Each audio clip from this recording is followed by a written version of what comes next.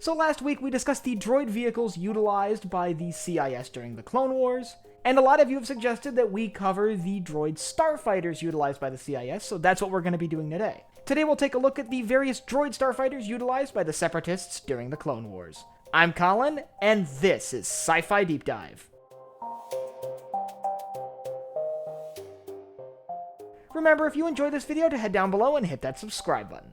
So once again, just like last week's video where I covered droid vehicles, I won't be covering starfighters that have a pilot's seat. If it can be controlled by another droid, it's not being counted here.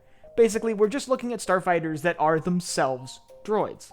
That being said, there are a few starfighters and bombers that really fit this description, so let's just jump right in. Let's start with the most popular one, and the one that a lot of you are probably thinking about, the Vulture Droid. Now, its technical name is the Variable Geometry Self-Propelled Battle Droid Mark I, but a lot of the galaxy knows it as the Vulture Droid. These small, standardized starfighters are remarkably cheap to build, based off of earlier droid starfighter designs that were utilized by the Trade Federation before the outbreak of the war. These starfighters were designed by Horchal Engineering and really simple to manufacture and operate. Now, these vessels were, however, relatively lightly armed.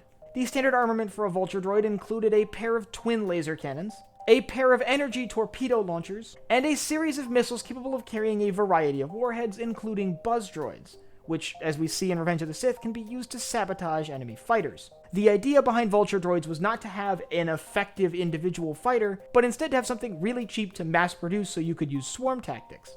Basically, the same idea behind Imperial TIE Fighters. Their relatively low cost allowed these fighters to be produced en masse, and they quickly became the most common starfighter utilized by the CIS. In almost every engagement that involved any sort of starfighter activity, the CIS was deploying at least a few Vulture Droids. So they're basically everywhere during the war, which was good news for their manufacturers, Horchal Engineering. Unsurprisingly, this is the same manufacturer that manufactured the C-9979 landing craft utilized by the Trade Federation and then later the Separatists during the war. They would also go on to manufacture the IG-227 Hellfire tank that we talked about in the last video, and the Sheathipede class transport, which was utilized by both the Trade Federation and the Separatists. But interestingly, they did not make a starfighter that is very similar to the Vulture Droid, at least outwardly.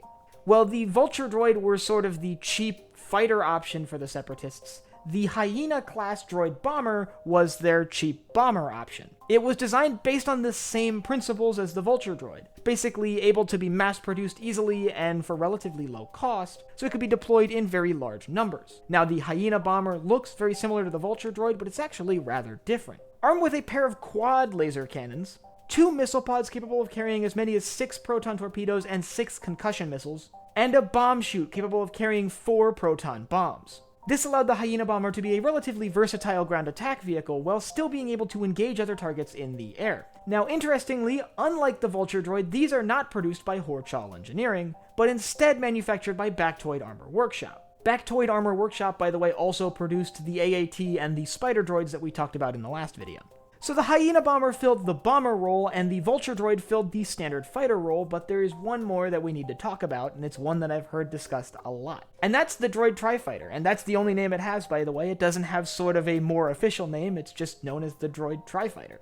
While the Hyena-Bomber filled the bomber role and the Vulture Droid filled the fighter role, the Droid Tri Fighter was a true interceptor.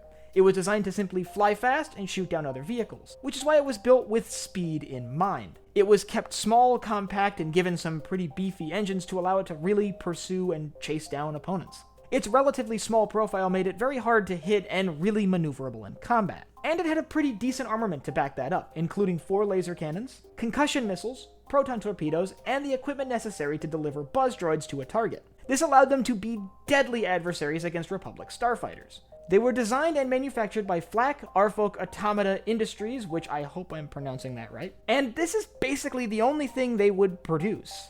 However, it was a successful product, utilized by the CIS in significant numbers throughout the duration of the war, although they were significantly more common during the later days of the conflict. Unsurprisingly, the Separatists used this wide variety of droid starfighters for different roles. And all of these were droids themselves. They didn't have pilots, they didn't have anyone controlling them externally, they were flying themselves. The Separatists, as one could imagine, used a lot of different droid vehicles during the conflict. If you want to learn about some of the ground vehicles that were basically just big droids utilized by the Separatists during the war, I'll leave a link up here to my video on that. And I want you to let me know down below in the comments which of these three are your favorite. Do you like the sort of standardized Vulture Droid, the heavy Hyena-Bomber, or the fast and maneuverable Droid Tri Fighter? And if you have any topics from Star Wars you'd like to see me cover, leave them down below in the comments. And last but not least, if you enjoyed this video, head down below, hit the like button, the subscribe button, and the bell icon so you get notified when I upload new videos.